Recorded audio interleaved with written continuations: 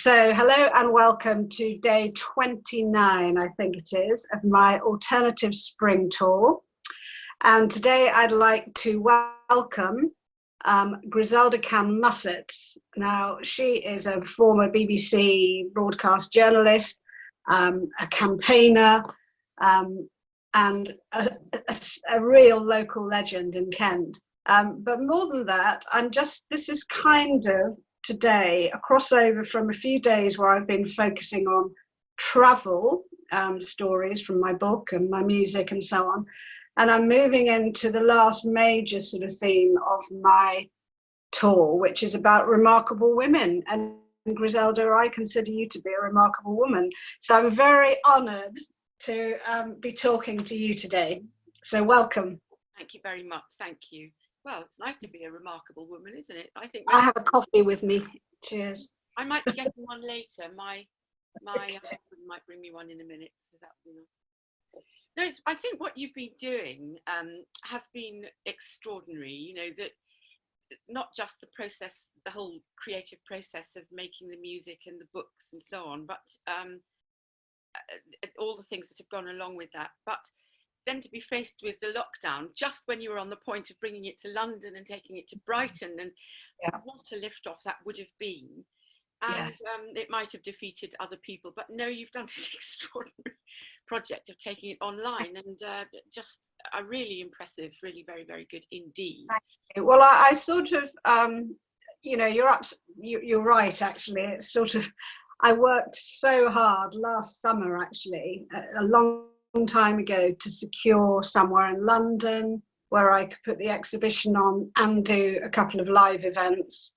And I worked very, very hard to secure a gallery in Brighton, which was just heaven sent in terms of its location on the beach, and to be over this bank that's coming up, and then was able to get that put on as part of Brighton Fringe, which of course is, I think, the largest arts festival in Europe. So, you know, we were going to do some live stuff at the end of it. And effectively, that was kind of bringing me full circle to the beginning of June, when I launched the album and the book last year. So it was kind of, you know, yeah. So of course it was very disappointing. As soon as this all happened, it was inevitable. And, you know, so I just thought, well, it's a damn shame really to have lost that opportunity. What could I do instead? So I came up with this idea of putting stuff online, and I talked to Georgia Train, my musical mentor, about it. And we both also decided that it could be very risky to try and do live music, which I know some people are doing, you know, with varying degrees of success and so on. But I thought, actually, I've got a lot of material because I've got work from the exhibition, I've got stuff in the book, I've got music online and so on, and I could actually create a schedule or something to. So I decided that I would sort of set something up which would be run from the time I would have been at the Omnibus Theatre in London right through to the end of when I would have been finishing with Brighton Fringe. As somebody said, well, you wouldn't have actually been doing stuff all the way through that time. I said, I know, but hey, you know. So that's why I set out on this quest to do a whole 35-day run. And it's gone. Sorry? How do you think it's gone? I mean, what do you feel about this? I know we're not quite at the end yet, but what's your impressions of how it's gone? Well, it's sort of, it's interesting in a funny way in terms of an audience. I've probably been reaching more people than I might have reached doing stuff in a live context, actually, because everything, all the readings, all the music, some of the pictures I'm factoring into those videos and things, they're all on YouTube, they're all on Instagram TV, you know, social media pages, Twitter, so on. So I'm probably, it's hard to tell, isn't it? Because people don't necessarily proactively engage with stuff, but on a lot of those social media platforms, they might still be clocking things. And also quite often they things are not immediate for people. They might just dip into something days after you've posted it. So it's hard to say. I think, you know, obviously within that you have the creative person's huge self-doubt along the way as to, you know, what we just touched on before we went on air, about what the hell am I doing? Why am I doing this? What's this all about? And, you know, will people engage? You know, do they think that I'm just going completely mad? Is this completely over the top? But then you have to temper that by saying, well, at the end of the day, I'm enjoying what I'm doing. I've got enough people who are saying, yes, Jude, keep going, you know, and who are engaging to help me keep my confidence and, you know, just keep my determination to get to the end. And I've got the material and I've got the schedule, and I'm still creating things for it. So that's always quite exciting. I'm learning so much with all the different things that I'm actually doing and ways I'm sharing things. Well, it's hard to say about how it's going. When you watch how the music industry has developed during my lifetime, or during your lifetime, I suppose, and the amount of hype involved and the amount of money that there is, on the one hand, the way the industry works, and then on the other hand, the fantastic loyalties that people have towards performers who they've seen or heard or met, or who have been important in their lives. And I find personally what you're doing on a personal level very, very interesting, because it's not going against the music industry, but it's using their techniques in order to do it on your own in a way. And it's a kind of counterculture, I think, because you're saying, look, this can be done. You know, you can be a woman, you can be older, you can have been dealing with illness, you can have no resources in terms of money or publicity or whatever, and yet you can still do it. I find it fascinating what you're doing. Well, interestingly, because I self-fund everything that I do, to have done all of this live was costing me quite a lot of money. But and I'm sorry for the galleries and things that in the end, you know, they won't have got the income from me, along with many other people. But obviously it saved me a lot of money and paying musicians and things like that. And of course I want to do things live again whenever we can. But so actually it's a very cost-effective way for me to share my work.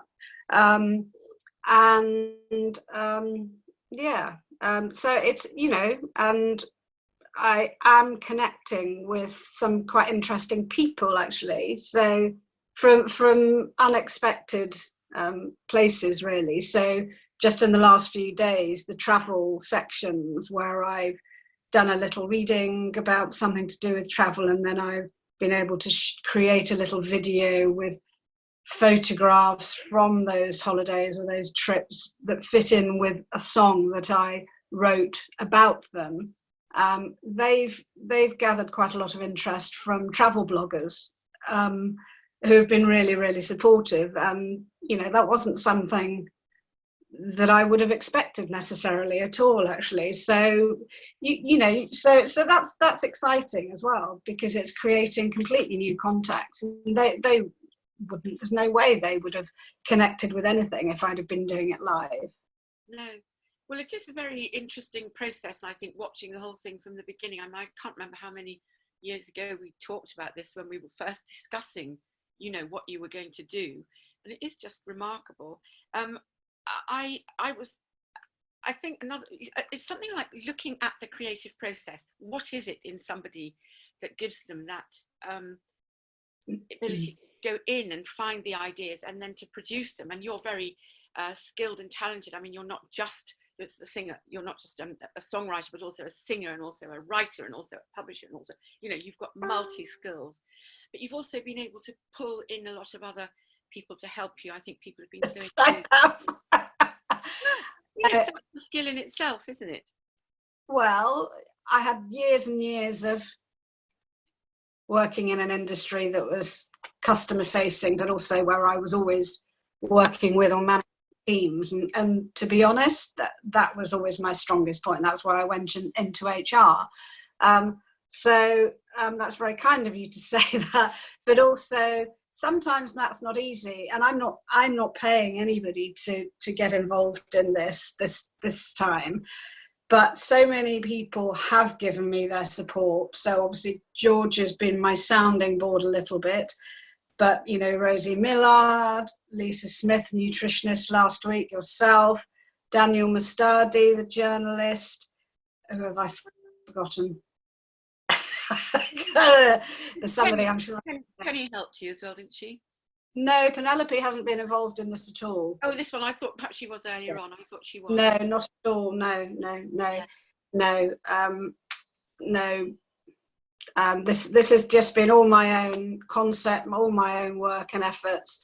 As I say, the only person who I've used as a sounding board has been Georgia Train and Marg, of course.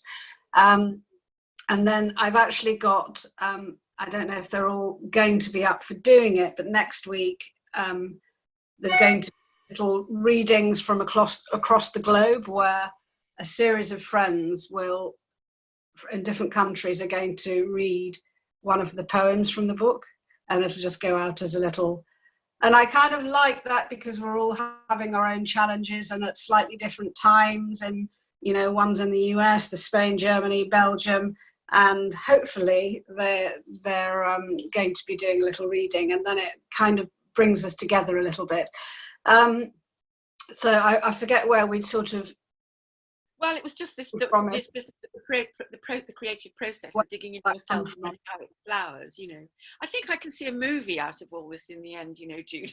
There's so many stories and plots going in, you know, and so many good locations. Well, there is an awful lot, and actually when we sort of were having a little bouncing some ideas backwards and forwards yesterday, and then I read this book last night that I'm reading called A Voyage for Madmen. And it's about the first transatlantic sailing race, which took place in 1969, I think it was. And all people like Che Blythe and Robin Knox Johnston and people like that. It was their first sort of big race. And Che Blythe had to pull out at one stage because he just realised that the boat he was in wasn't seaworthy. And he said, you know, one of the things that he actually sort of wrote down was, what am I doing here? What's the point? And that's, and it sort of made me think, well, I've asked that question of myself so many times in the last few years. And then actually it's like, what am I doing here? Why am I doing this? What is the point? And I sort of started to jot down, you know, actually, just as he had to stop his race because his boat wasn't seaworthy, and he realised that fundamentally it probably wouldn't turn out well. And I guess when we all start on any sort of adventure, whether it's a creative venture or any other form of exploration, which is kind of what you're doing, isn't it? When you're creating, you're exploring something. You are going into the unknown pretty much. And so you do end up sometimes probably stopping and thinking, what is the point? What am I doing here? And I thought, well, you know, there's lots of, regardless of how many people engage with it and what my audience really is out there, I am going to have a massive archive at the end of it. You know, that will be there, as Georgia said, for posterity. You know, all your stuff will remain on YouTube and various other things. I'm learning loads of skills. You know, this like any adventure, you come up against a lot of challenges and angst and frustration. It might be just with internet connectivity or something, you know, which of course we're all probably having our challenges with at the moment. And just, I'd never made a little iMovie in my life before, you know, so I had to teach myself how I could do that and piece all these things together and edit them if necessary. And I said in a message to one of these friends yesterday, who's going to do one of the readings next week, I said, well, if you want to, if you prefer just to do an audio, not a video, that's fine, just send it to me and I'll edit it in. And then I stopped and thought, what does that sound? But actually, that has become my new norm in this, whilst this tour is going on, because I'm constantly having to create stuff, put things together. So, you know, and then I've made a lot of contacts, as I said, some interesting people from different places. And, you know, so I don't know where it will lead. I don't know, you know, it may well create new and unexpected opportunities for me again. And a lot of what I've done in the last few years has been unexpected to me, let alone anybody else. You know, maybe there are podcasts in it, maybe I don't know, you know, but it will remain to be seen. It's given me a few ideas, but I think some of these things you just have to let them evolve and become organic, don't you? I think, I mean, there's so much in what you say, and I think what the strange condition we're in now with the lockdown, this sort of global experience of having to just stop, is very existential. And that means we're having to confront ourselves and to see what our own resources are and what really matters to us.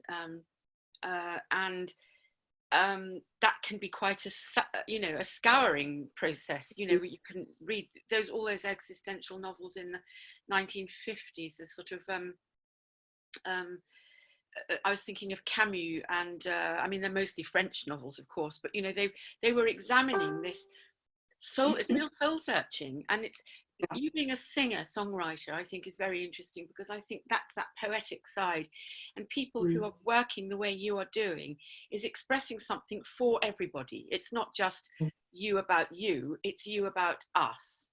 And so you're very positive about it, and you're saying, you're being very honest about things. I mean, the book is full of most amazing stories. If anyone hasn't read it, you know, get in touch with Jude and get a copy, because it's on my website. Yeah, and every book is unique, you know, with its decorations in real gold. I mean, it is a very, very remarkable book, and obviously accompanying the music. Just my PR bit for you. Very good. But it's this business of new skills. We're all having to adapt and change, all of us. And it's that process of soul searching that leads to the pressure for new skills and learning things. And it's, you know, sometimes it's very frightening and scary, and some people are we're having to trouble with new way of doing things, aren't we? Yeah, aspects of our life. Yeah. I mean, I think you and I are in relatively fortunate positions. You know, we've got our problems, but, you know, relatively speaking, we are really lucky. But we know there are other people facing other worse things. And it's not a question of saying, oh, I'm all right, Jack. I feel that everybody who's thinking about this, and we're all thinking about it, are trying to encompass the experiences of people who are struggling with really terrible, you know, outcomes with this. So that's why I think you're talking for all of us in doing that. Okay, well, that's very good of you to say that. I'd like to think so. I mean, I hadn't sort of, you know, hopefully it's entertaining and engaging, and perhaps might prompt people to think, well, I could do that, you know, because if I can, frankly, I think most people can. But also, I think that in terms of the soul searching, obviously my songwriting started through soul searching, because it only started when I became ill with ME. And then the big unexpected thing that came out of that was my first album. So, and that was all about soul searching and writing thoughts and feelings down. And then some of those things turned into poetry, and then song lyrics and little melodies came. But also, and I know that you've touched on this with me before, I gave myself permission, and I know you like that idea. And of course, in many ways, lockdown is a time where people perhaps have the time and hopefully the space, I don't know, obviously a lot of demands are being made on people in different ways, to just go into themselves a little bit, and even if it's just jotting a few things down each day in a journal or something like that, because that's how I started. So that permission is quite interesting, giving yourself the freedom to do stuff really, without being overly concerned about the end product or what it is that you're writing down or what it is you're painting, or, you know, it's sort of going back to, and this is, I posted something on my social media things from a meditation that I listened to this morning, which was a quote from Pablo Picasso, and it was about sort of art and the ease with which kids can kind of create, and it gets harder quite often as you're older. And it's the same thing. It's about playing, isn't it? And I, you know, in a way, what I'm doing with this tour, I've just been playing with different things, different ways of trying to share my stuff. You know, I've got a little gallery behind me on my stage set, I should call it, really. So I've got my candelabra, and the 4 pictures that I've got up are going to feature very much in the next week, to do with remarkable women. And every chat I've done a reading, I've had pictures on my little gallery behind me that relate to whatever it is, whatever the theme is. Anyway, I'm going off on a tangent, but you know, that's again just different ways of playing with stuff, really. I divert for a moment. When I was living in London, we had a neighbour called Anita Hughes, who's a developmental psychologist, and she did a lot of work with a woman called Leonore Goldschmidt, who had started studying play in children who'd been affected by the war. So Eleanor was quite an old lady when Anita was working with her, and out of it came some remarkable things called play days for women. And I was lucky enough to go on one of these things, and it was a very broad range of people there. I think there was the wife of an army general, and there was a woman who worked as a post lady, or, you know, a wide range of people there. And it was a very, very profound day, which I've never really forgotten. And one of the things that came out of it is that there's a different route for men and women, boys and girls, as they come into puberty regarding play. Whereas children play naturally, and I think even male scientists are beginning to understand that play is work for children. They're learning, like all animals learn how to be their own species by playing. Play make-believe games, and then they get more and more into how they're supposed to be as they're adult. But in our societies, boys continue to play, and you know, they go into football or sport or sailing. You're talking about, you know, they feel it's completely okay for them to carry on playing. But women find a block, and they start getting interested in boys, in makeup, in household responsibilities. They start becoming little women, and they stop playing. And so this discovery of playfulness for women, especially for older women, is really quite a reach. It's not as straightforward and as easy as you might think. And I really, really endorse what you say about giving yourself permission. I think this is an extraordinary thing. You know, I remember when I was trying to start to write, I sort of imagined, I don't know where this came from, I sort of imagined that somebody was going to say, yes, Griselda, you may publish a book. That some kind of godlike figure was going to say, yes, you may do it. And of course, that figure doesn't exist. It was all in my own head, and it was up to me to give myself permission to do the work and write the book. And I think, especially for older women, that still is a very difficult process. Do you? No, I think you're absolutely. I still have this. I mean, I'll ask you the same question. I suspect I might know the answer, but you know, we can play, and obviously because we do creative things, we clearly have an ability to play and mess around and so on. But how to what extent do you still worry about what other people might think of those things if you share them? Well, I did worry, and I don't now. I pretty often put onto social media the results of what I do, and I don't care if anybody likes it or not. And I don't. It's not art. you know, it's just what I've been working on. If there's Well, I would love his art, actually, because I love it. yeah. Well, it doesn't matter whether I love it or not as to whether it's art, does it? I mean, No. art is so personal. But I do think you have huge talents, and I love your drawings and so on. And it doesn't matter whether anybody, you see, the thing is about, you were saying about making a journal and writing things down. You know, people can start very simply, and I'm very keen that anybody does this. You don't have to show anybody. You don't have to. For me, it was a big step to say, I've detached my ego from this enough that I'm just going to put this stuff out there on a record. It's just to say, this is what I'm doing, and if it helps anybody, fine. If they don't like it, fine. They don't have to look at it.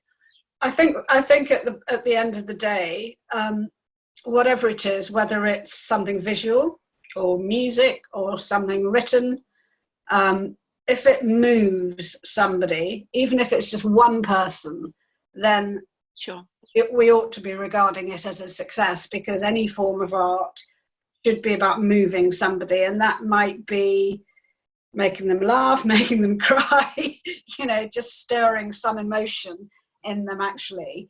And that for me is you know that is art, and that is about creativity and sharing it.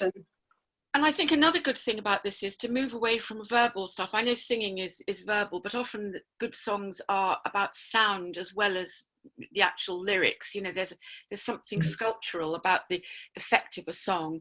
And I think for us to move away from our ever busy brains is a really good idea. To get down to feelings and experiences and sensations is very, very good. So anything to do with what you've done with your hands is always going to be good, and whether it's knitting or cooking or gardening or writing, you know, the making images, that's all very, very good for our souls. But you're still creating in a way, aren't you? So, you know, were you creative when you were a child? Did you do creative things? I wrote a play when I was about 9 or 10, and I wish I could find it. I remember writing it and typing it all up laboriously on an uncle's typewriter. And I'd love to find that again. I don't know if it exists. But I was told when I was a teenager, I went and had my handwriting looked at by an American woman, and she said I wasn't creative, and that put a great damper on for a long time. Yeah. But I think she was right in a way. I think at that stage, I had no idea how squashed I'd been by the peculiarities of my upbringing, and how lacking in confidence and self-awareness that I was. And it wasn't the creativity that was lacking, actually. It was my own identity, my sense of who I was. And now I think she was wrong.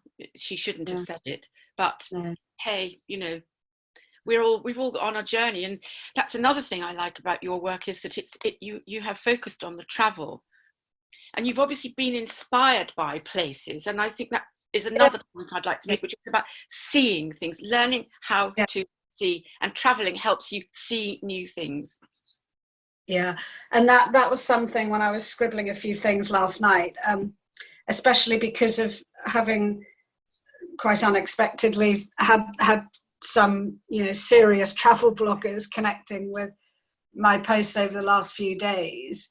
And there is quite a lot about travel in my book. And in terms of the readings and things that I've been doing, either in a live setting or on this virtual tour, in my songs, in the exhibition pieces, I've only tapped into one or two of those travel stories. There are several, and there were a lot that didn't make it into the book. So, you know, that made me think, ooh, you know, that maybe there's an opportunity there for me to do something like that, because, you know, the world is well, it's not at the moment, but hopefully the world will be our oyster again. And I've always very much regarded myself as living, you know, my home is wherever I happen to be living, but the world is my oyster. And, you know, sometimes traveling is very challenging and it's difficult, but it's an extraordinary thing to be able to do. Even, you know, wherever it is, frankly. And I think I do talk about this somewhere in the book, I forget where. You know, you don't have to be going overseas It could be within the UK. There's nothing I like more than to go off and be in a tent, 10 miles away. But it's just that experience of travel, and sometimes it's also about going home after you've been traveling. And I just hope that we'll all be able to do it sort of safely and happily again before too long. But I might decide to write more, do something more along the travel lines. Another thing about, we're kind of grounded at the minute, aren't we? We're stuck where we are. We can't really go very far away. But what we can do is to go in and to go out. Yes. That's a very, very lovely, positive thing that's coming out of this.